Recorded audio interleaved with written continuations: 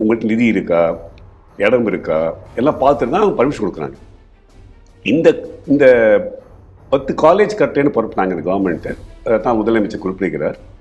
அதில் என்ன வேடிக்கைனாக்க, இவங்க அந்த மாதிரி எஜுகேஷன் டிபார்ட்மெண்ட்டு எந்த விதமான பர்மிஷனும் வாங்காமல் இவங்க வேலையை ஆரம்பித்தாங்க.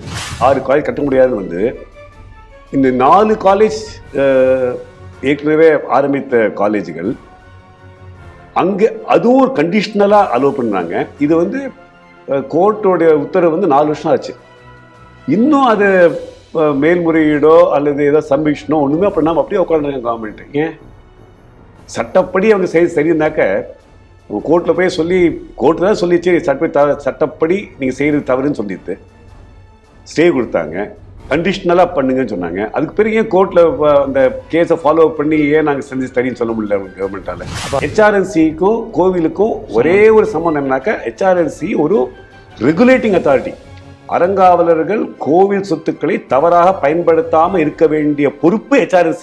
அவங்க டைரக்டாக கோவிலையோ கோவிலுடைய இன்ஸ்டிடியூஷனும் அவங்களுக்கு நடத்த எந்த விதமான அனுமதியும் கிடையாது சட்டத்தில். அரசியல் நோக்கத்துடன் நான் இந்த காலேஜை கட்டினேன். ஏன்னா இப்போ நீங்கள் பல முறை நம்ம சொல்லியிருக்கோம் அதை பற்றி. கபாலீஸ்வரர் கோயில் பணத்தை எடுத்து குளத்தூர்ல இருந்து காலேஜ் கட்டணும், திருச்செந்தூர் பணத்தை எடுத்து தூத்துக்குடியிலேருந்து காலேஜ் கட்டணும். ஏன் திருச்செந்தூர் கட்ட முடியாதா? ஏன் அங்கே காலேஜ் அதிகமாக இருக்குது, கட்டாதீங்க.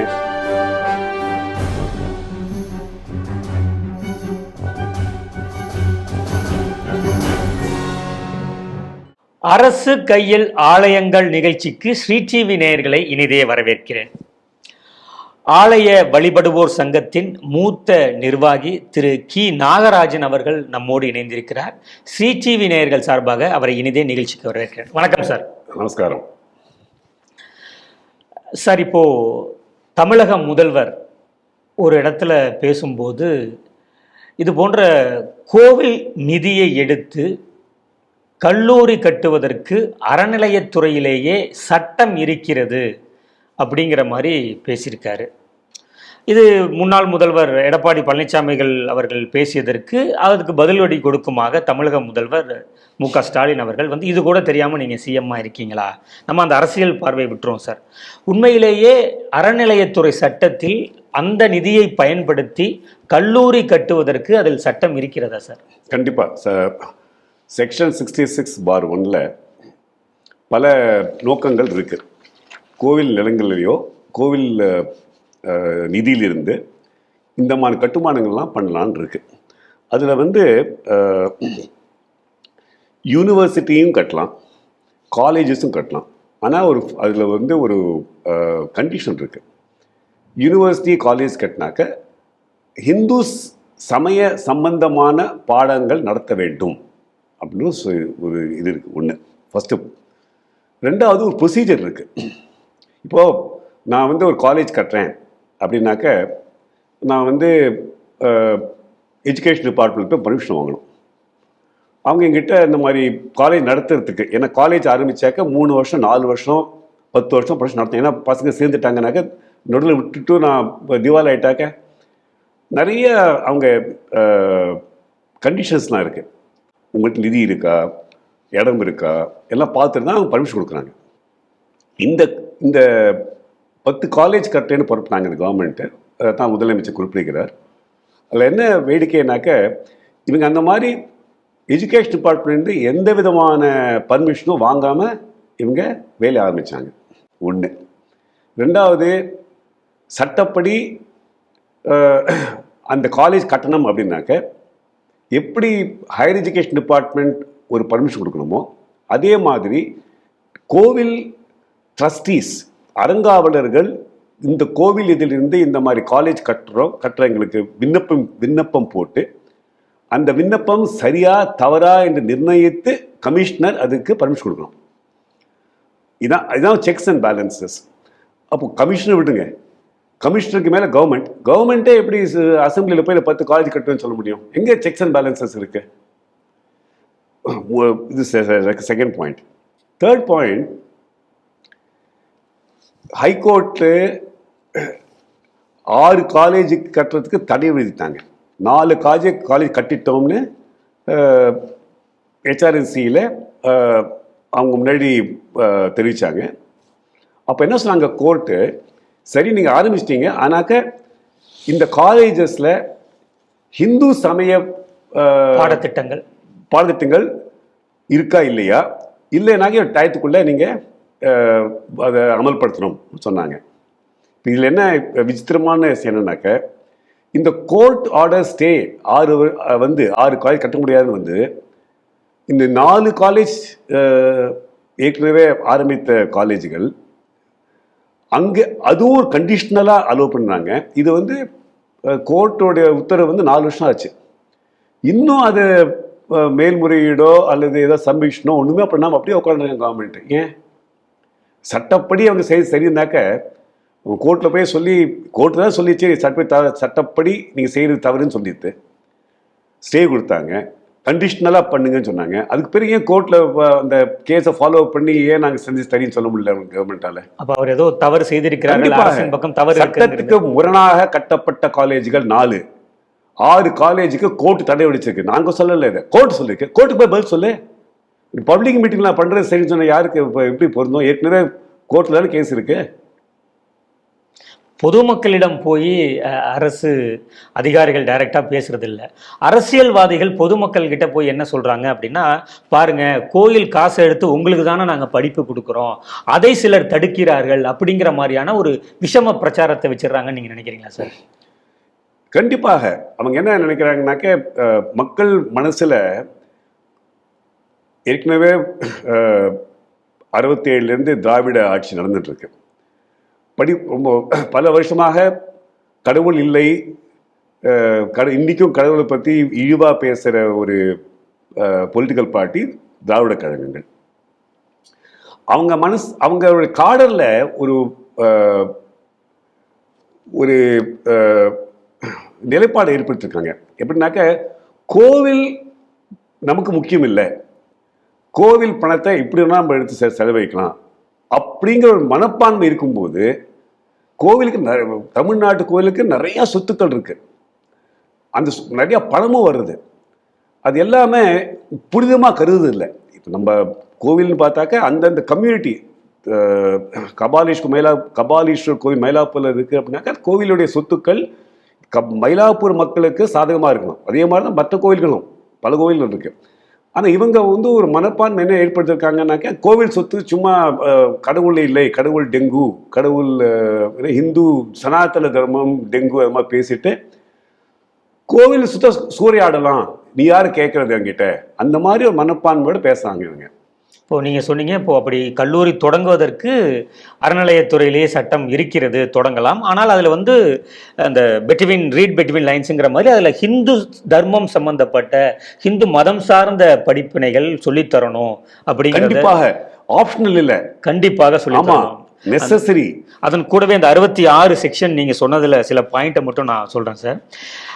The propagation of the religious tenets of the institution, the recitation of Divya Prabandham and Tevaram and the like, the establishment and maintenance of schools for the training of Archagas, Adhyapagas, Veda Parayanikas and Oduvas, and for the study of Divya Prabandhams, Devarams and the like, including the study of Indian languages for that purposes.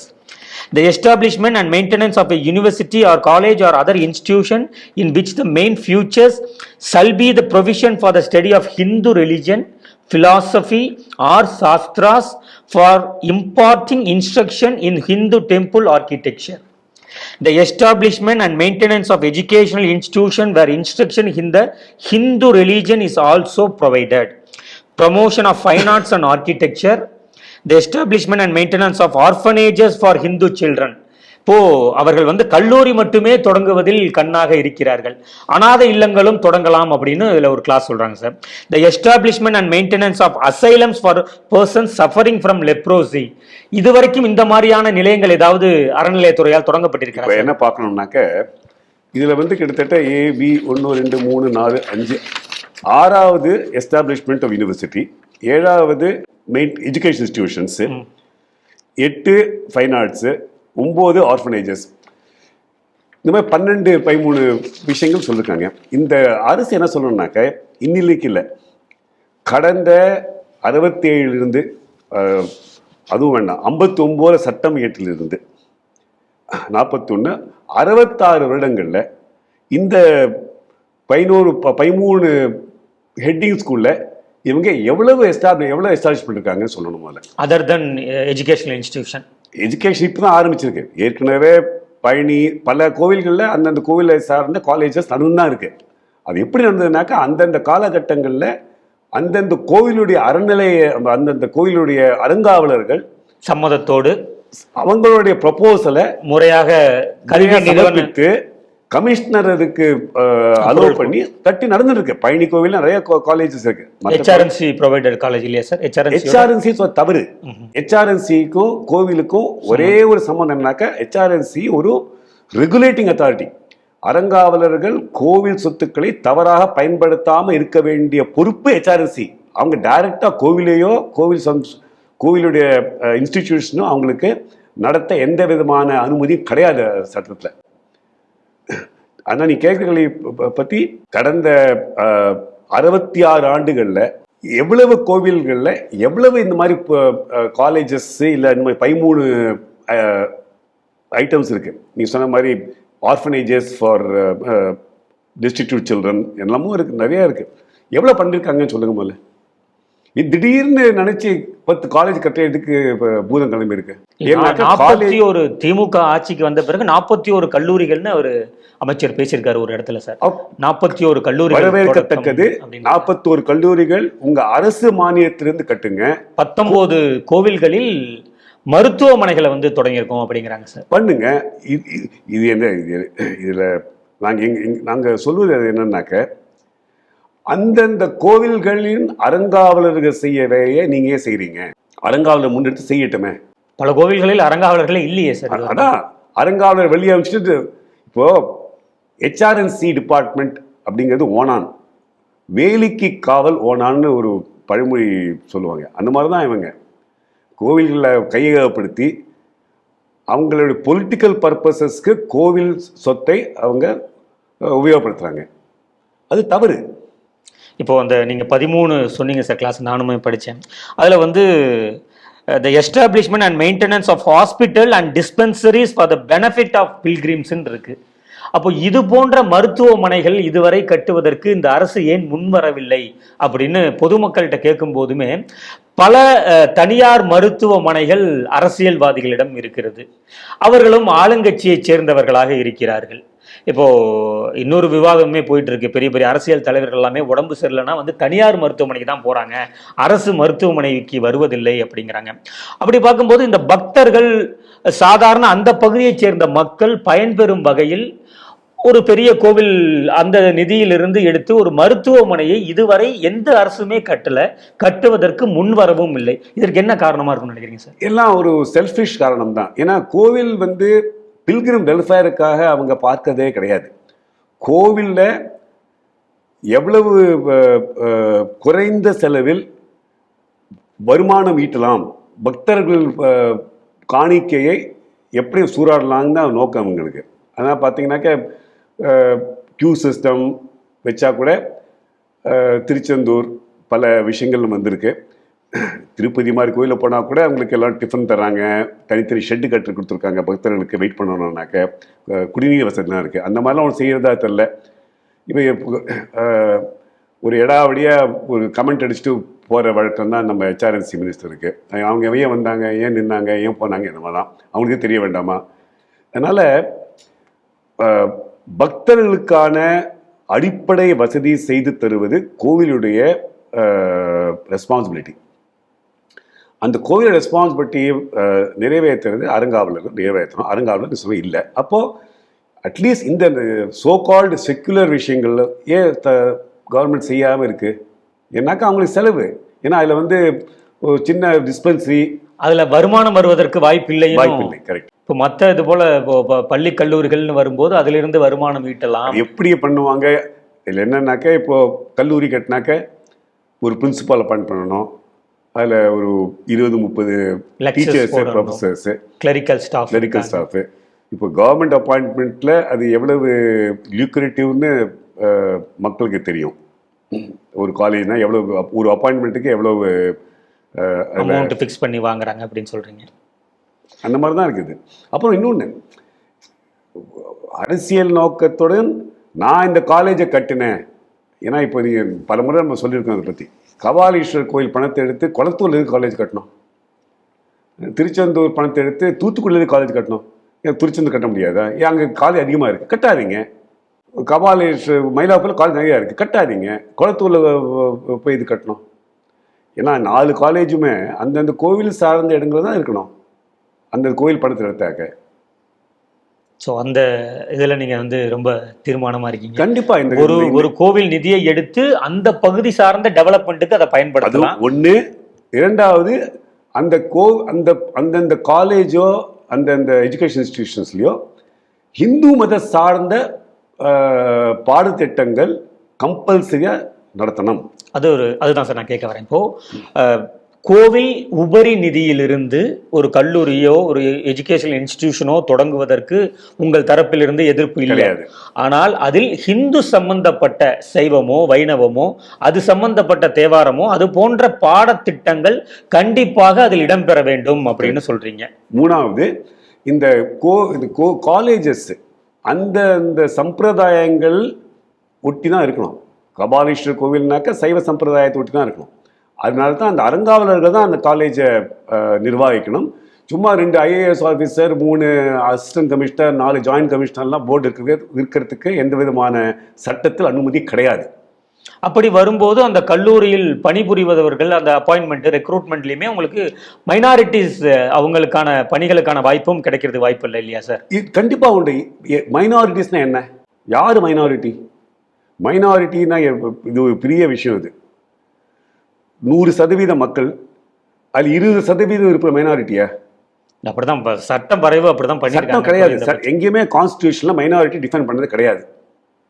அவங்க பல முறைகள் நீதிபதிகள் கோர்ட்ல போய் அந்தந்த state அந்தந்த regions யார் minority பாருங்க சொல்லிருக்கு, அதை பற்றி யாரும் எடுக்கல. பொதுவாக பார்த்தாக்க மைனாரிட்டிஸ் அப்படிங்கிறது 1%, 1.5% உள்ள மைனாரிட்டி. 20% இருக்க போய் மைனாரிட்டி ஆகலாம். ஒன்று. ரெண்டாவது, இப்போ கோவில்களில் இப்போ நான் கபாலீஸ்வரர் கோவில் காலேஜ் கட்டுறாங்க. அந்த காலேஜஸை டீச்சர்ஸ் இருக்காங்க. ஏன்னா அவங்க தான் பாடம் கற்பிக்கிறாங்க. அவங்க ஒரு எடுத்துக்காட்டாக மாணவர்கள் அவங்கள பார்க்குறாங்க. அப்போது அவங்க இந்து மதத்தை இழிவாக பேசுகிற ஒரு மதத்தை சார்ந்தவர்களாக இருக்கலாமா? கூடாது. இந்து மதத்தை ஒரு நல்ல உயர்வாக பேசக்கூடிய அனுபவம் உள்ளவர்கள் தான் ஆசிரியராக இருக்கணும். அப்படி பார்த்தாக்க அதை யார் நிர்ணயம் பண்ண முடியும்? அந்தந்த இடத்துல இருக்க கம்யூனிட்டி, அந்தந்த இடத்துல இருக்க சம்பிரதாயினர் அந்தந்த அலங்காரம் நிர்ணயம் பண்ண முடியும். கண்டிப்பாக அவங்க தான் அப்பாயின்ட் பண்ணணும். அவங்க அப்பாயின்மெண்ட் பண்ணத்துல சட்டப்படி ஏதாவது தவறு இருந்தாக்க அதை மேல்முறையீடு பண்ணி கமிஷனர் அதை தவறா சரியான்னு பார்க்கலாம். அதான் அவருடைய ரோல். கமிஷனரே, ஜாயின்ட் கமிஷனரே, அசிஸ்டன்ட் கமிஷனர், நான் தான் காலேஜ் ட்ரஸ்டி, நான் தான் காலேஜ் போர்டு. இப்போ கமிஷனர் 6-7 காலேஜுக்கு சேர்மன். இன்னும் வேடிக்கையாக இருக்கு. அவருக்கு அந்த ரோல் கிடையவே கிடையாது. சட்டத்தில் இருக்கா? HRNC commissioner can be chairman of education institutions இருக்கா? அப்படி சட்டப்பிரிவு இல்லை சார், நான் பார்க்கல. சார் இப்போ மீண்டும் அதை சுருக்கமாக இப்போ பேசினதுன்னு சுருக்கமாக, இப்போது HRNC ஃபண்டு அவங்க சொல்லக்கூடிய அவங்களுடைய லாங்குவேஜில் கோவில் நிதியை எடுத்து உபரி நிதியை எடுத்து கல்வி சார்ந்த நிறுவனங்கள் கட்டுவதில் தடை ஏதும் இல்லை. ஆனால் அதில் முக்கியமாக ஹிந்து மதம் சார்ந்த நீங்கள் சொல்கிற அந்தந்த பகுதி அந்தந்த கோவில் சம்பிரதாயம் சார்ந்த பாடத்திட்டங்களை இந்த அரசோ இல்லை அடுத்து வரக்கூடிய அரசோ வைப்பதென்றால் அதை நீங்கள் எதுக்க போகிறது இல்லை. அரசுன்னு சொல்றது தவறு. அந்த கோவில் அறங்காவலர்கள் செய்யலாம். அரசுன்னு சொல்றது தவறு. அதை ஏற்க மாட்டோம். அரசுக்கும் கோவில் நிதியை எப்படி அதை செலவிடணும் அப்படின்னு ஒரு நிர்ணயிக்கிறதுக்கு எந்த விதமான தகுதியோ சட்டத்தில் அனுமதியோ கிடையாது. HRNCக்கும் கிடையாது, தமிழக அரசுக்கும் கிடையாது. கண்டிப்பா கிடையாது. நேர்களே, மீண்டும் ஒரு அரசு கையில் ஆலயங்கள் நிகழ்ச்சியில் சந்திப்போம். அதுவரை உங்களிடமிருந்து விடைபெறுகிறோம். நன்றி, வணக்கம். அது நம்ம அட்வர்ஸ் பொசிஷன்ல ஒருத்தர் இருந்து அதோட உரிமையாளர் மேல்முறையீடு பண்ணாமல் இருந்தாக்க அந்த சொத்து அந்த அட்வர்ஸ் பொசிஷன் கையப்படுத்துவதற்கே சொந்தம்னு ஒரு சட்டம் இருக்கு. ஆனாக்க அந்த சட்டம் கோவில்களுக்கு பொருந்தாதுன்னு உச்சநீதிமன்றம் தீர்ப்பளித்திருக்கு. பட்டா கொடுக்கறது அப்படிங்கிறது என் சட்டத்தில் எந்த விதமான அனுமதியும் கிடையாது. கோவில் நிலத்தை ஏலியனேட் பண்ணுறதுங்கிறது இப்போ நம்ம சமீபத்தில் பல கேஸ் பார்த்துருக்கோம். கள்ளக்குறிச்சியில் ஒரு பாடஞ்சு கோவில் நிலத்தை எடுத்து நாங்கள் கலெக்டரேட் கட்டினோம், ஏலியனேட் பண்ணுறோன்னு ஆரம்பித்தாங்க. கடைசியில் கோர்ட் என்ன சொல்லிடுது, உங்களால் ஏலியனேட் பண்ண முடியாது, அது நீங்கள் அதை எடுத்து பட்டா வழங்க முடியாது, நீங்கள் கலெக்டரேட் கட்டுன்னு எடுத்தாச்சு, வேலை தொடங்கியாச்சுனாக்கா அது 30 வருஷம் லீஸுக்கு கொடுத்து எடுத்துங்க.